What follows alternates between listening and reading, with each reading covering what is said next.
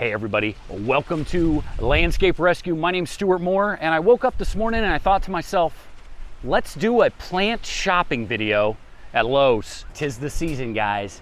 It's gotten about 80 degrees, then we had some 70-degree days. It is time for the industry to wake up.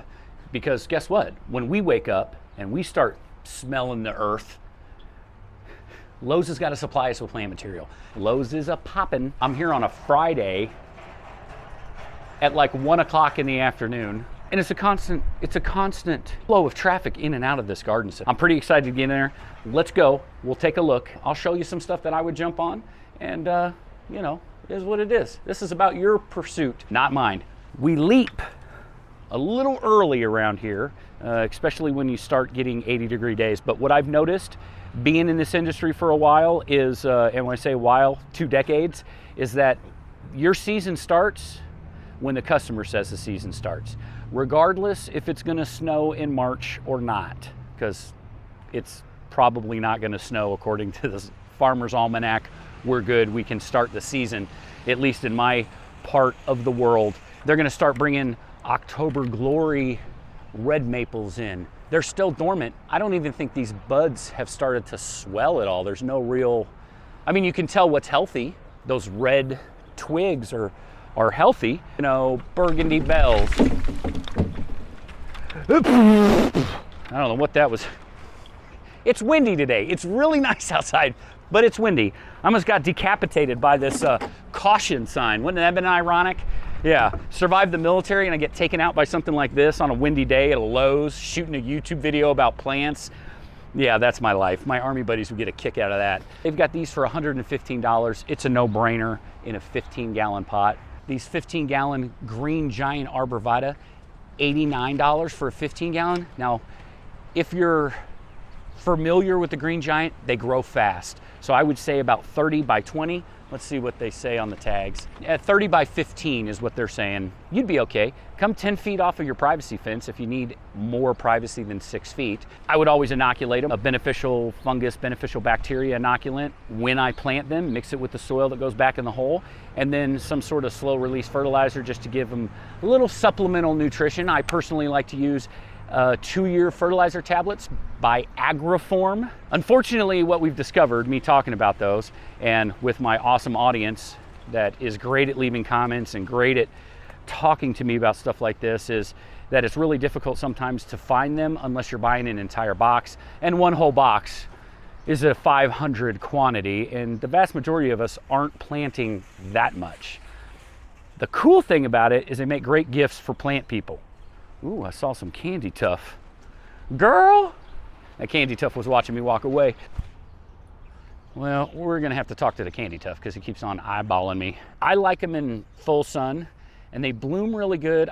They're evergreen. I think they're a little tougher than phlox. I think they hold on to their blooms a little longer than phlox, but it's not a good substitution for phlox because I can't get it in that array of color that phlox provides. So again, just like phlox, it would be great at mitigating erosion from rain during the winter. It's not huge, it's not small, it's phlox size, right? Candy tuff kind of has a special place in my heart because my mom had lots of candy tuff and we spent a lot of time moving it around, dividing it. It was really tough. I remember one of her friends, she was kind of downsizing the amount of landscape maintenance she had. So she pulls a candy tuff out, she gives it to one of her friends, and her friend just literally throws it onto the top of a mulch pile and then kicks some mulch over the root ball. The thing survived. It's just a tough plant. You don't want to overwater it, but other than that, I mean, candy tuff is a good plant if you want a evergreen ground cover that's just going to be white. Now this one is $6.98, and right now with where we're at with plants and how expensive plants are, this is a pretty good price for a 1-gallon candy tuff. So that's candy tuff. I thought we would kind of stick with the arborvitae theme, thuja, as some people would call it. Unfortunately, the candy tuff wanted to be on camera, so we had to jump in there. So this is emerald green arborvitae. In my part of the country, this is almost considered the whore of the plant world because they're relatively cheap. They're not an expensive way to add some privacy and some formality. Strategically placed, down a picket fence or something like that, it would lend some formality to that part of the landscape. Now, these are 32.98. And if we look at how tall they would be, they come to about my waist. So they're only about 3 feet tall right now. So you're paying about 10 bucks a foot, which is probably about right. And let me caution you on the emerald arborvitae, buying them this small. They don't have a central leader. They kind of splay out. This is one plant, and they kind of splay out in a bunch of different directions. So if there's a significant amount of snow or ice load, it will weigh those down. So instead of looking like, let me try to get my hands right. Instead of looking like this, at the end of the spring, they're gonna be all splayed out like this. I love to start things small, and starting with the small arborvitae like this would be okay to do. I don't think it would offer you that immediate gratification. If any of the old veterans are showing up and listening to this video, I've said it and I'll say it 1,000 times. There's 2 types of customers in the world. There's one that wants immediate gratification and is gonna pay for it. The second one is somebody that wants immediate gratification but isn't gonna pay for it, right? So everybody wants immediate gratification. These aren't super fast growing. These are just, it's an evergreen that's gonna be 3 feet tall this entire year. It's gonna kind of punch out of its shell a little bit, then it's gonna grow. It's a moderate grower. It's not a fast grower. This is what I would call an investment in an area where, you know, it's not necessarily you have to have privacy now kind of issue for the millionth time. Don't think about privacy now when you don't need it. Think about privacy 20 years from now. I've heard this so many times, but my favorite was this. We were the 4th house in our neighborhood. There was a big empty field behind us that was owned by an old lady, and it's been in her family for generations, and she's never gonna sell. 3 years later, there is a 3-story apartment complex 15 feet off of her back fence. She basically had college kids looking into her backyard 24/7. So don't think about privacy when you need privacy. Emeralds, you're gonna have to get a lot of them. They don't get very thick. They'll get tall, 12 feet tall, maybe 4 feet thick. Yeah, 15 feet tall, 4 feet wide. So if you plant them on 4-foot centers, you're still gonna have a little bit of a visual V in there, right? Anywhere where they're touching each other, they're not gonna develop, they're not getting any market share, right? They're not getting any sunlight, so they're gonna die out on that side. So just keep that in mind, that the closer you get to them, you're shrinking that V that people can see through. I would still plant them on 4-foot centers. The reason I say that is because what if one dies, right? Then you got a 6-foot dead spot on one side that you're gonna have to stare at until it reflushes in that area. Once it starts getting sunlight, it's gonna take some time. It's not gonna happen overnight. So that's the emerald arborvitae.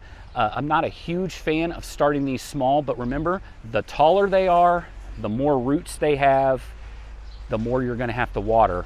This is a lot of surface area to suffer from evapotranspiration, right? When the tree starts to cool itself, it has got a lot of surface area. Highlights arborvitae. Okay, so it's more the yellow arborvitae, like the Golden Globe arborvitae. That's the same, almost same exact color. Now this one's gonna stay a little smaller. It's gonna be 8x4. I've heard some rumors, and I haven't gotten a opportunity to test this yet, from all sorts of customers all over the internet, all over the country, that these arborvitaes are a little bit more resistant to deer browse than, say, the emerald arborvitae. And I should have mentioned this when we were talking 30 seconds ago about the emerald arborvitae. This is deer food. This is, you have a herd of deer are gonna come through, and they're gonna turn all of your emerald arborvitae, 8-foot emerald arborvitae, into giant wieners. I don't know how else to describe it. Obscene shaped bush you've ever seen, because they clean it up. I'm gonna describe it. They clean it up all the way as high as they can reach. And then there's a little bell end at the top. I don't know what and that's the end of the channel. We just got back and landscape rescue has already been canceled. Fantastic. These are Monrovias. I'm sure we're going to pay for that. Yep, $44.98 for a 2-gallon. That's, yep. Prices have gotten a little out of control after COVID. It's a thing that's happened. I can't say I would necessarily jump on that. I feel like that might be a full retail 3-gallon price. I do like the Fire Chief arborvitae for what it has to offer. Now I'm going to show you the other texture, right? I'm going to show you, let me walk over here for a second, and I'm going to show you these little giants, Mr. Bowling Balls. What are these? Hetsy midgets.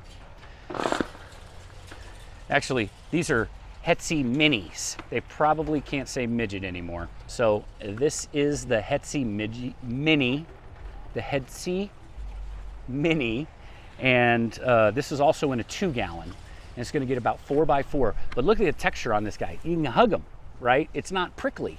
It's got these leaves that are kind of like the emerald arborvitae. So if you wanted to stay with a more consistent texture, you could use something like this, but I want to caution you, and this is from the bottom of my heart. This is landscape rescue changing lives. Do not, under any circumstances, plant an emerald arborvitae and 2 Hetsy midgets right next to each other and then have a deer come in and browse the emerald. You're gonna get kicked out of the HOA. So this is a little giant, and the little giant 4x4, $26.98. Okay, so see that? Same size pot. This one might actually be a little bigger maybe. No, I'd still call it a number 2. I wouldn't call them fast growers, I wouldn't call them slow growers. They're somewhere medium, but that's the little giant arborvitae, and again, $26.98. Not a spectacular deal. Not going to text my mom about it, but affordable if you only needed a couple of them. Here is a golden globe arborvitae. This is going to be about half as big at maturity as a little giant, but it's got yellow foliage. So again, now we got the color contrast, but it's one of the soft ones, right? So we can go ahead and give it a hug without poking ourselves in our retinas. It's most likely not going to overgrow the space. Could be a little bit more deer resistant. The thing about a prey species is you just got to get them to do this. That's enough. Just this. That's enough. No one in the herd will go over there as long as somebody gets the heebie-jeebies about the area that they're about to walk into. That's the great thing about a prey species. They're easy to manipulate. Having this yellow color sometimes just puts them off. Now it's going to depend on the herd, obviously, right? If they've been conditioned to think it's okay to eat these and they taste delicious maybe, then you're okay. I don't much particularly like putting them in salads. I think they're a little bitter. So how about we talk about something that's not an arborvitae? Behind me is a little rascal. It's a holly, but they don't get very big. They're a really cool holly, and they have kind of this red, purplish, mahogany-looking new growth, and I think they add a lot to the landscape. Not only do you get a contrast in color, and you get a contrast in texture, right? Because hollies don't look like arborvitae. Hollies don't, well, some hollies look like boxwood. The inkberry holly looks like a boxwood. I think these are just cool, right? So if you had a normal, like wintergreen boxwood, even a dwarf English boxwood or something like that, if you live in an area where the dwarf English boxwood does well, then there's probably a lot of them around because they are a very beautiful boxwood. But I like the little rascals. I think they're a really good looking holly. They don't get huge. They're just a little guy. Yeah, 2 feet tall, 3 feet wide.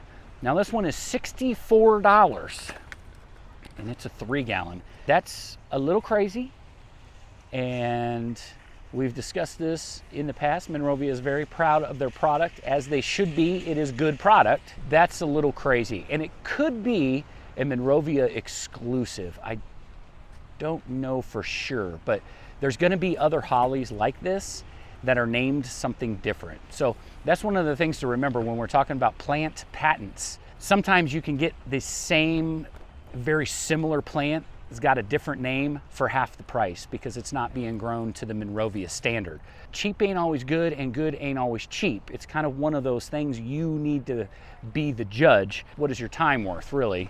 Little rascals just floating around Lowe's needing a good home, because this would be about 50% off on the clearance rack. $32 is still a lot for a 3-gallon, and it's distressed. It's kind of one of those issues I think I would run into. Would I pull the trigger on a $32 little rascal that looks like it needs some help? Probably not. It's a good holly. Now, with all evergreens, if I can give you some tips real quick, keep them out of that cold winter wind. Around here, evergreens have a tendency to suffer. And one of the things that cold wind has a tendency to do is dry out foliage. There is a product out on the market right now that's been around for a while. It's called wilt proof, and that is really something that's good to spray on evergreens in those areas where it's getting hit by that cold wind, because it has a tendency to dry them out like we discussed. And wilt proof kind of keeps that moisture in the leaves. I think we would have a lot more success with evergreens in our area because it might not get really cold for long, but if you have a cold 15-mile-an-hour wind when it's -8 and there's no snow and there's nothing insulating anything, and these evergreens takes its toll. So an option is to go out there periodically throughout the winter or even the hot part of the summer and spray wilt proof on your evergreens. So I walked past this boxwood and then I saw this holly right here. So this is a sky pencil holly. Yes, sky pencil Japanese holly, and it looks very similar to a boxwood. These sky pencil hollies, they're very soft, right? So sky pencil holly, Japanese hollies, not gonna poke you. But see what this one's doing right here? Or it's got this little straggler just kind of hanging out from the box. This is almost like an emerald. They can split with snow and ice load. So if the winter doesn't kill this, if you don't spray any wilt proof on it, if you're not being diligent about watering in the wintertime, just remember, nobody ever thinks about the fact that we haven't got any water in the wintertime. Very few people anyway. Evergreens need the water. They need to be watered periodically throughout the winter. A combination of watering things when it hasn't had a lot of rain and wilt proof will help keep your evergreens healthy and looking good, and you would have less time in the spring waiting for them to push new growth. Do I replace it? Do I wait on it? It looks horrible. That's kind of what sky pencil hollies do around here. It's my advice, what I tell most of my customers: if a sky pencil is brown, throw it in the garbage. It probably not gonna pull out of that. This sky pencil is in a 3-gallon. It's $28.98, which seems to be, when we're in black pot, which is what we refer to in the industry as a generic grower, where they just use black pots. I'm not talking about Southern Living because they have a Southern Living pot. I'm not talking about Proven Winners or Monrovia because they're in a Proven Winner or Monrovia pot. We say, oh, it's a black pot. Hey, what kind of boxwood did you get? It's Green Mountain. Was it Monrovia? No, black pot. 28, so we're seeing a lot of 28.98s in the black pot 3-gallon. Here is that boxwood that we were talking about. Now this is Green Mountain boxwood. These are pretty big boys. I want to caution you to planting Green Mountain boxwoods in areas that, like, never in front of a window, but maybe in between two windows, right? So it's going to be 4 to 5 feet tall, 2 to 3 feet wide. I've seen them, I feel, get a lot more wider than that. That's actually, I've seen them all the way to 6 feet tall. I know that because I'm 6 foot tall and I was standing, you know, using my hedge trimmers to prune one. So they do, if they're happy, which the vast majority of the stuff that I plant is pretty happy, and I'm not being cocky, I'm taking my ego out of it. I really like to take care of stuff when I plant it. I feel like I've got one chance to get it right, and that's when I plant something. So that's why I'm a huge fan of any kind of beneficial fungus inoculant. and 2-year fertilizer tablets is because my plants get such a great start, and it's really hard to screw it up after the first year. I mean, you could, you know, pee all over it, and that probably wouldn't do it any favors, but for the most part, nature will take care of it from that point on, as long as you just give it some supplemental food and water. All right, so I wanted to talk real quick before we go about some customer interactions that I've had here at Lowe's in the garden center in the past 2 days. So unfortunately for me, I feel like I mean, when you work at a garden center and you see people, you walk up and you start talking to them, and I forget, like, I'm not in my work shirt. I don't even work at Lowe's, like, you know, all of these things that I forget. But I wanted to tell you, people, I mean, we're in the Midwest, I'm in Missouri, people are relatively friendly. On a Friday at 1 o'clock in the afternoon, I'm dealing with some pretty friendly people. They're not 20-year-old girls that are thinking I'm creeping on them. They're 65-year-old women with their husbands who are looking at dogwoods. So that's a little bit different, right? So, and I don't think you'd find a 20-year-old girl caught dead in the garden center unless she was watering. So here we are. Here is the customer interactions we had. Speaking of the 65-year-old, very nice lady and her husband, they were standing right here, and they were looking at this dogwood. And as I was walking past, because I kind of had to squeeze by them because they were right here in the middle, and I said, oh, I'm just going to squeeze by you real quick. And obviously I'm a plant geek, so I looked at what they were buying. I said, oh, dogwood, it's an oldie but a goodie. You know, I kept walking, and she goes, is that good? Is that okay? Like, I don't know, maybe I have this aura of plant person to me. Maybe I'm wearing a shirt that says, if you plant it, they will come, or something like that. I don't know. It's an older shirt. It's probably pretty worn out. Can't read the words anymore. But I said, yeah, the dogwood is a fantastic tree. First question, what do I always ask? Full sun or shade? Full sun. They already know the answer. They already know that I'm going to mention the fact that dogwoods don't grow in full sun. So I'm going to try to do this real quick. At least in our part of the country. I mean, I'm standing at a Lowe's in Springfield, Missouri. I'm going to talk about the climate in Springfield, Missouri to these individuals. Your situation could be different. I've got subscribers, or did have subscribers, that would mention that they can grow dogwoods in full sun whenever they want over on the East Coast. I'm sure the folks in Raleigh, North Carolina, the heaven of any green thumb, can grow a dogwood in full sun in that sandy soil. Don't got to worry about stuff being overwatered. It doesn't get overly crazy, stupid, humid and hot like it does here. But I think they're actually heat zone 8 in some places. But anyway, that's what we're talking about. What I would like to talk about is the interaction was pleasant. And what I told her, I said, if you're going to plant a dogwood in full sun, you might have a problem getting it to stick, right? It might be a lot more work than what you're planning on doing.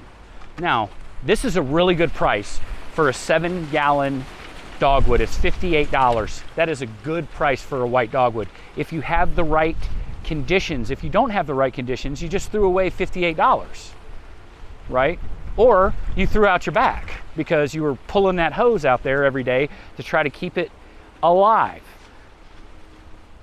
I've said this before, I'm sorry to be a broken record, but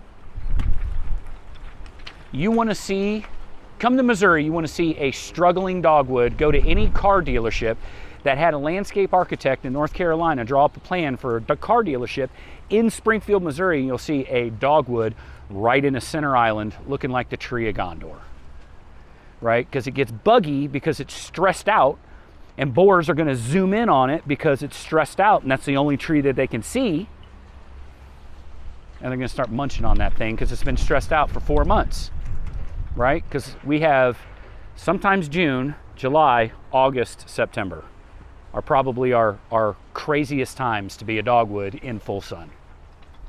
So my suggestion is, if you're living in an area where you don't see a lot of feral fields that have gone feral, spring up a bunch of dogwoods, right? Because that never happens here.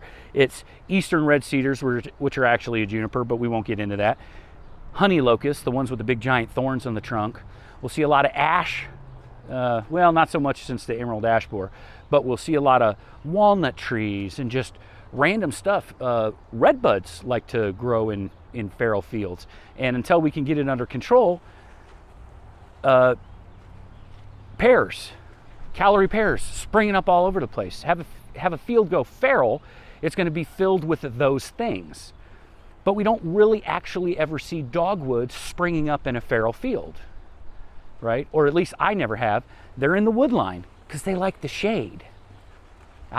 See what I'm saying here? We're just letting Mother Nature tell us where to put the dogwood.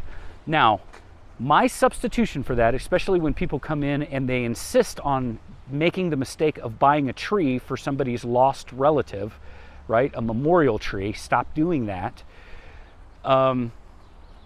My suggestion, if I can't pull them off of the memorial tree ID, then, but let's not put all that drama into it. What if you're just looking for a front yard tree and you love the dogwoods because they have cool bark, they have beautiful flowers, and they have great fall color, and those are the 3 main things on your list that score the most points for you, but it's in full sun? Scrap that idea.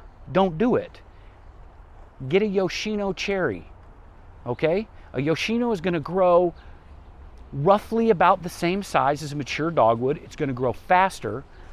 It's not going to have pretty fall color, and its blooms are probably going to only last 2 to 3 weeks. Just kind of depends on the year, how much wind you're getting in the spring. But it's a great alternative to the dogwood in full sun. Now, adversely, am I going to put a Yoshino cherry in shade? No, I'm going to put a dogwood because that's probably the most pretty, stately, and classy trees that we can have readily available. So that's what I would do. I would forego the beautiful dogwood in sun, and I would plant a beautiful Yoshino cherry, which doesn't really have that pretty a fall color, but it will absolutely knock somebody's socks off in the spring. Another customer interaction I had was yesterday at the Lowe's in Ozark. And I was talking to a lady because she was looking at a whipcord arborvitae, which are super cool. They're just a unique arborvitae. They don't look like any of the other 2 arborvitae that we looked at today. They're not pointy. They're not huggable. They're kind of like, looks like a Fraggle, if you remember Fraggle Rock. They just look like they have that crazy Fraggle hair. That's what it is. It's a whipcord arborvitae. And she was looking for an opportunity to put those on either side of a cast iron archway that she was going to grow wisteria on.